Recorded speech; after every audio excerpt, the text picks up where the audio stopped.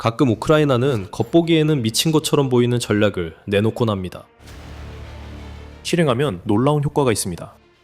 우리는 지금 그런 전략이 실행되는 걸 보고 있습니다. 우크라이나는 러시아 군사 체계에서 가장 기이한 약점을 찾아냈습니다. 그리고 그 약점을 맹렬히 공격하고 있습니다. 그것은 정유소가 아닙니다. 여기서는 석유 저장소나 유조차, 보급 트럭 공격은 볼 수 없습니다.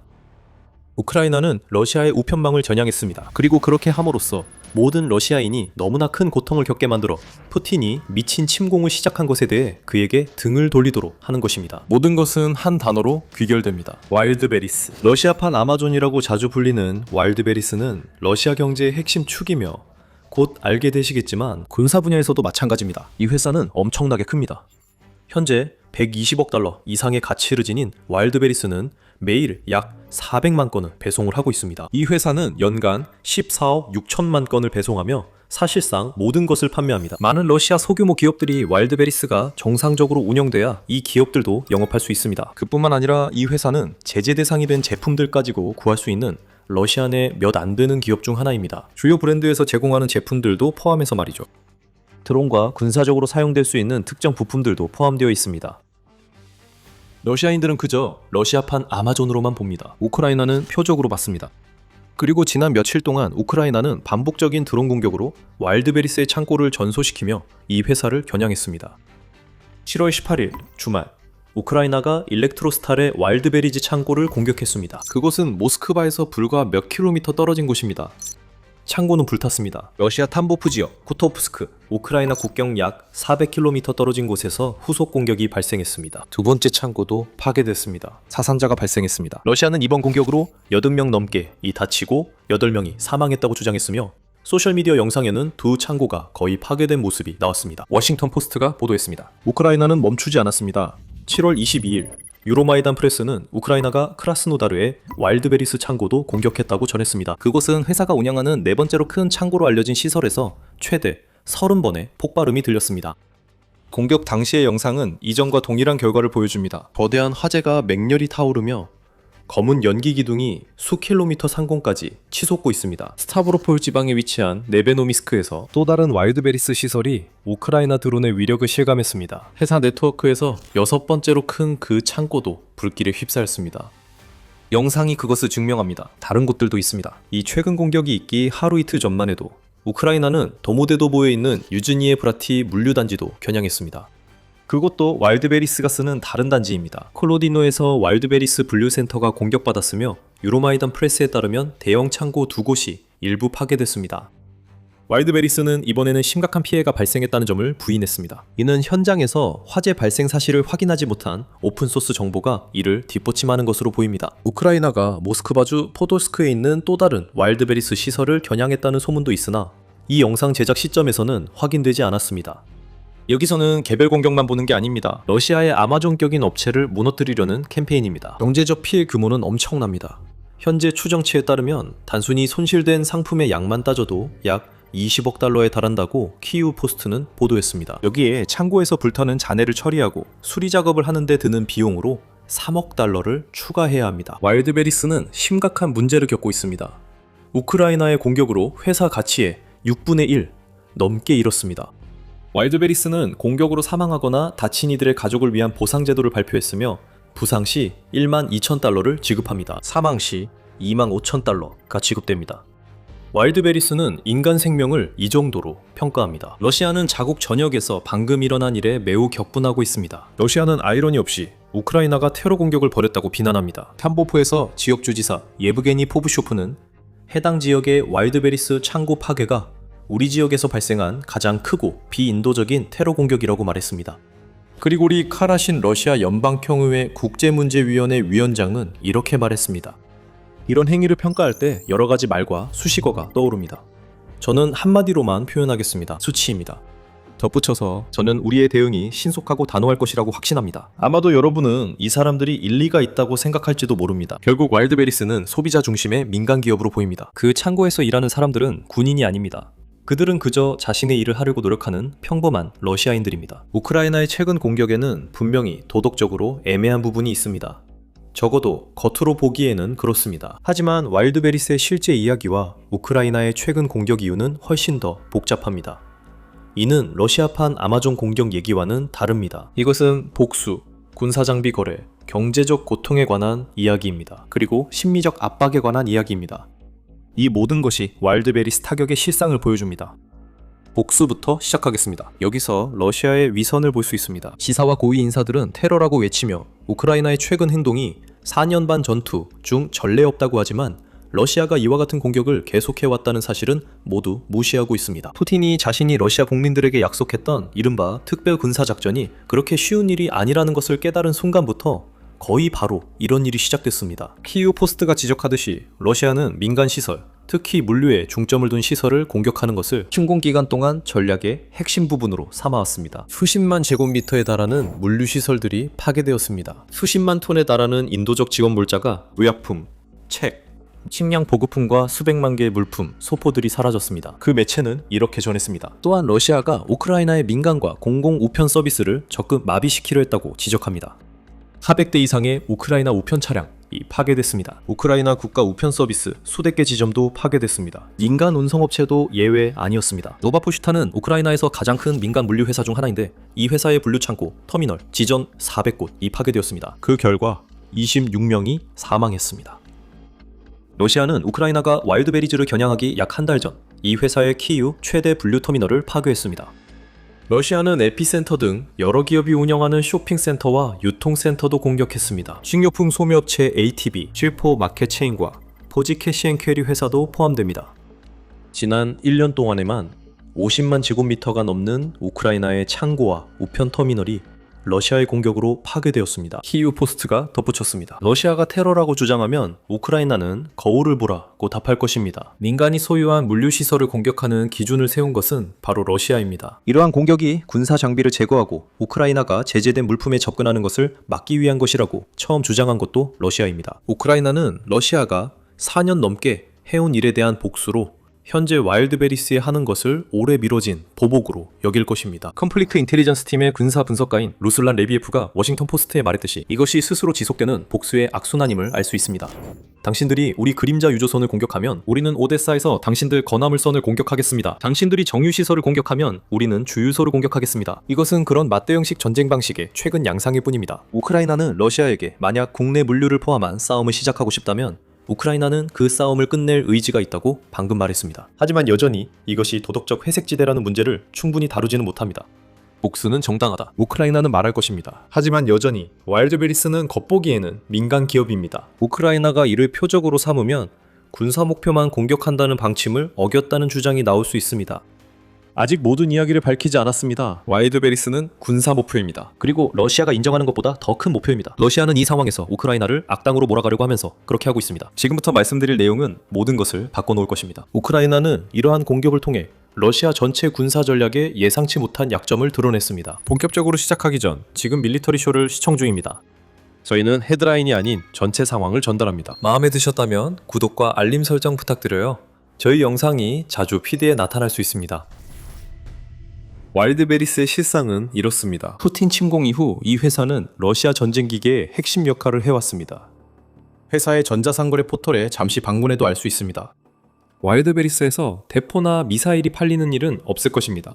하지만 여러분이 볼 것은 이중용도 물품의 다양한 선택지입니다. 다시 말해 민간인에게 판매될 수 있지만 명백한 군사적 용도가 있는 제품들입니다. 드론은 와일드베리즈에 넘쳐납니다. 키이우 포스트에 따르면 드론을 검색하면 마빅3와 마빅4 드론이 계속 등장합니다. 또한 전선 곳곳을 날아다니는 FPV 드론의 기체로 전장에서 널리 쓰이는 다른 드론들도 많습니다. 이런 드론에 대해 말하자면 와일드베리스는 자사 플랫폼의 많은 무인기를 FPV 드론으로 적극 광고하며 전장에서 우크라이나 적군을 죽이려는 군인에게 이상적이라고 사실상 선언하고 있습니다. 다른 부품들은 더 교묘히 숨겨져 있습니다. 하지만 자세히 들여다보면 그 부품들이 있다는 사실을 키이우 포스트가 밝혔습니다. 전자제품이나 자동차 부품처럼 겉보기에는 평범한 카테고리에서 검색해보면 드론에 장착할 수 있는 탑재물 고정 장치와 폭탄 투하 장치가 드러납니다. 온라인 포털의 아동용 섹션에도 드론이 있습니다. 그리고 의류 섹션으로 들어가 보면 군인들이 사용할 수 있는 전술 장비를 금방 찾을 수 있습니다. 이 모든 장비는 러시아 군대가 제공해야 합니다. 하지만 실제로는 자주 제공되지 않습니다. 러시아 군인들이 장비 마련을 위해 크라우드 펀딩을 했다는 사례가 많습니다. 2022년 12월 CNN에 따르면 러시아 국민들이 장비도 제대로 갖춰지지 않은 푸틴의 군인들을 위해 방탄조끼와 군화를 사주고 있었다고 합니다. 이런 제품들이 어디에서 온다고 생각하십니까? 와일드베리즈 같은 회사들입니다. 즉 러시아가 와일드베리즈가 민간 기업이니 우크라이나의 이번 공격 대상이 되어선 안 된다고 주장할 때 러시아의 아마존이라고 불리는 와일드베리즈가 사실상 크렘린이 수십억을 쏟아다 붓는 방위 산업체들만큼이나 군수 공급망의 일부라는 사실을 의도적으로 감추고 있는 것입니다. 우리가 실제로 보고 있는 것은 흔히 볼 수 있는 러시아의 전략이 결국 우리에게 부메랑처럼 돌아오고 있다는 점입니다. 러시아는 민간과 군사 분류의 경계를 흐리는 일을 거의 예술의 경지로 끌어올렸습니다. 이렇게 하면 우크라이나가 목표물을 식별하기 더 어려워지고 러시아 고위층도 자국이 우크라이나 민간 인프라를 공격하는 사실을 잘 압니다. 그들은 위선적으로 테러라 주장할 수 있습니다. 하지만 현실은 지금 불타고 있는 모든 와일드베리스 창고에는 러시아군이 사용할 수 있는 장비들이 가득했다는 점입니다. 이제 그 장비들은 파괴됐습니다. 그것이 러시아의 약점입니다. 민간인들이 이중용도 제품을 구매해서 전선으로 보내는데 의존하던 그 음흉한 물류 네트워크가 방금 파괴되었습니다. 그게 약점 중 하나일 수도 있겠네요. 또 다른 약점이 있습니다. 와일드베리스 창고의 파괴는 이 거대한 회사에 의존해 고객에게 판매할 상품을 공급받던 러시아의 소규모 사업체들에게 치명적인 영향을 미칩니다. 와일드베리스는 연간 매출이 최대 350억 달러에 달하는 회사입니다. 키우 포스트에 따르면 와일드베리스는 러시아 내수 거래의 10% 이상을 차지합니다. 와일드베리스는 러시아 소매 시장의 40% 이상을 점유하고 있습니다. 그리고 와일드베리스는 수천 개의 러시아 기업이 의존하는 공급망의 핵심 축입니다. 많은 기업가들이 소규모 사업자가 아마존 FBA를 활용하듯 와일드베리스를 이용합니다. 상품을 구매해 그 상품을 와일드베리스 플랫폼에서 판매합니다. 러시아 사업주들은 모든 재고가 한순간에 불타는 것을 보고 큰 충격을 받았습니다. 특히 와일드베리스가 우크라이나 공격으로 재고를 잃은 고객에게 보상을 제공하지 않겠다고 발표한 후 더욱 그렇습니다. 많은 소규모 사업주들은 수년간 노력과 수백만 달러어치의 상품을 한순간에 잃었습니다. 이제 끝입니다, 여러분. 오늘 많은 사람들이 크라스노다르 창고 화재로 파산 상태로 아침을 맞이할 것입니다. 아직도 불이 타고 있습니다. 크라스노다르 친구들이 완전 엉망이 됐다고 하더군요. 우린 어떻게 해야 하죠? 우린 몰라요. 키우 포스트는 한 사업주가 이렇게 말했다고 전했습니다. 또 다른 사업주는 울먹이며 말했습니다. 저는 이 특별 군사작전이 빨리 끝나길 바랍니다. 많은 사람이 죽고 많은 사업가가 고통받고 있습니다. 이제 세무당국에 신고해야 합니다. 무슨 말을 해야 할지, 무엇을 해야 할지 모르겠습니다. 저는 이 특별 군사작전이 끝나길 바랍니다. 이는 우크라이나가 와일드베리스 창고 파괴와 관련해 달성하려는 또 다른 목표와 매우 관련된 중요한 발언입니다. 곧 이에 대해 말씀드리겠습니다. 경제적 영향에 대해 계속 말하자면 지금 러시아 중소기업 부문이 최악의 타격을 받고 있습니다. 러시아의 중소기업들은 이미 푸틴의 전쟁이 생존에 필요한 인력부터 자금까지 모든 자원을 빨아들이고 있기 때문에 힘겹게 버티고 있습니다. 5월 15일 모스크바 타임즈는 2026년 1분기 동안 러시아에서 20만 9천 개의 중소기업이 청산되었다고 보도했습니다. 이는 전년도 수치에 비해 9% 증가한 것입니다. 소매업은 가장 큰 타격을 받은 분야로 와일드베리를 사업에 활용하던 이들이 바로 속한 분야입니다. 높은 이자율, 세금 부담, 그리고 소비자들의 수요 감소가 이러한 사업 실패의 원인으로 지목되었습니다. 러시아 중소기업 소유주들은 이미 푸틴의 전쟁으로 대가를 치렀습니다. 러시아에서는 인플레이션이 급등했습니다. 루브라는 세계에서 변동성이 큰 통화 중 하나입니다. 푸틴의 결정이 루브라 가치에 직접 영향 주기 때문입니다. 제재가 이들 기업에 큰 타격을 주고 있고 러시아에서는 군사비 지출이 국내 총생산의 8%까지 오르면서 민간 경제가 뒷전으로 밀려났다고 많은 사람들이 생각하고 있습니다. 대형 와일드베리 시설 파괴로 러시아 중소기업들은 더 큰 고통을 겪고 있습니다. 그 여파는 이미 우크라이나 침공 부담으로 러시아 경제도 붕괴되고 있습니다. 러시아 산업가 및 기업가 연합 회장에 따르면 이미 4차례의 파산 물결이 예측되고 있습니다. 알렉산드르 쇼킨, 우크라이나 뉴보이스 보도에 따르면 그는 중앙은행이 러시아 기준금리를 14.25%로 유지한다는 소식에 반응했습니다. 그 파산의 물결은 이제 사실상 확정된 셈입니다. 수백, 어쩌면 수천 개에 달하는 중소기업들이 이제 막 와일드베리 창고에서 자신들의 재고가 불타는 모습을 지켜봤습니다. 앞으로 공격이 더 이어질 것이라고 봅니다. 이것이 우크라이나가 와일드베리 시설을 공격한 마지막 이유입니다. 국민들에게 가해진 심리적 압박은 결국 푸틴에게 전달될 수밖에 없습니다. 푸틴은 전쟁을 시작한 이후로 러시아 국민들에게 걱정할 것이 없다고 설득하려 해왔습니다. 그는 전투가 수백 킬로미터 떨어진 곳에서 벌어진다고 국민들에게 말했습니다. 이 전쟁은 그들의 땅이 아니라 TV 화면에서 벌어지는 싸움이 될 것이라고 했죠. 그들이 해야 할 일은 버티면서 러시아 군대가 가장 잘한다고 알려진 일을 하도록 내버려두는 것뿐이었습니다. 우리는 이후로 러시아가 군사적 목표를 달성하지 못한다는 사실을 알게 됐습니다. 지난 4년 반 동안 우크라이나는 장거리의 강자가 되었습니다. 와일드베리즈 창고 파괴는 푸틴이 시작한 전쟁이 전쟁에 지친 러시아 국민들에게 가까이 다가왔음을 수년 만에 가장 충격적으로 보여준 사건일 수 있습니다. 크렘린궁도 이를 숨길 수 없습니다. 이 창고 파괴로 수백만 러시아인들이 영향을 받게 됩니다. 어제 멀쩡하던 이들이 오늘 아침 파산 상태로 일어날 것입니다. 이 모든 것은 우크라이나가 러시아 국민들의 푸틴에 대한 분노를 극대화해 그들이 푸틴에게 전쟁을 끝내라고 압박하게 만들려는 계획의 일부입니다. 특별 군사작전이 끝나기만을 바라는 와일드베리스 고객의 그 고통스러운 외침을 기억하시나요? 그것이 바로 우크라이나가 이루고자 하는 목표입니다. 그런 감정이, 그 분위기 모두 어둡게 만들어라. 그러면 푸틴이 대가를 치르게 될 것이다. 망명 중인 러시아 활동가 안드레이 피보바로프가 말하길 이 공격의 주요 효과는 심리적이다. 모스크바와 그 지역에서 수백만 명이 아는 주요 물류 허브 위로 거대한 연기 기둥이 솟는 모습을 볼 때 그것은 건조한 보고서보다 훨씬 더 강한 인상을 남깁니다. 특히 이러한 공격을 막을 수 없다는 것이 분명해질 때 더욱 그렇습니다. 푸틴은 이미 압박을 받고 있습니다. 6월 19일 기사에서 프라우다는 러시아 내부에서 실시된 여론조사 결과 60% 이상의 러시아인들, 이 푸틴의 끝이 보이지 않는 전쟁에 이제 지쳤다고 보도했습니다. 그들은 더는 그 전쟁을 원하지 않습니다. 그들은 그저 삶이 다시 정상으로 돌아가길 바라고 있습니다. 푸틴의 지지율도 급락하고 있습니다. 같은 매체는 7월 17일에 푸틴의 지지율이 66%로 떨어졌으며 이는 침공이 시작된 이후 가장 빠른 하락세라고 보도했습니다. 이 수치가 민주국가 지도자들이 기뻐할 숫자라고 해서 속지 마세요. 푸틴은 독재자입니다. 러시아는 여론 통제가 잘 되어 누구도 그에 대해 나쁘게 말하지 않는다고 합니다. 러시아인 3명 중 1명은 지도자의 불만이 있다고 공개적으로 말합니다. 비슷한 생각이지만 감정을 공개적으로 드러낼 용기가 없는 사람이 더 많을 것 같습니다. 와일드버리지 창고 공격으로 푸틴에 대한 분노가 더욱 커지고 있습니다. 러시아는 우크라이나를 탓할 것입니다. 러시아가 테러리즘 운운에도 파산한 사업주나 장비를 못 받는 최전선 군인들에게는 의미가 없습니다. 이제 고향 사람들도 장비를 살 수 없기 때문입니다. 여기서 우리는 우크라이나 장거리 타격 전략의 진화를 보고 있습니다. 석유 시설과 군사기지는 계속 타격받을 것입니다. 여러 건이 와일드베리스 창고 화재와 같은 날 일어났습니다. 하지만 우크라이나는 방금 새로운 유형의 표적을 목록에 추가했습니다. 초기 침공이 실패한 후 러시아의 전략은 우크라이나보다 오래 버티면서 푸틴의 침공을 뒷받침할 국내 안정을 유지하는 것이었습니다.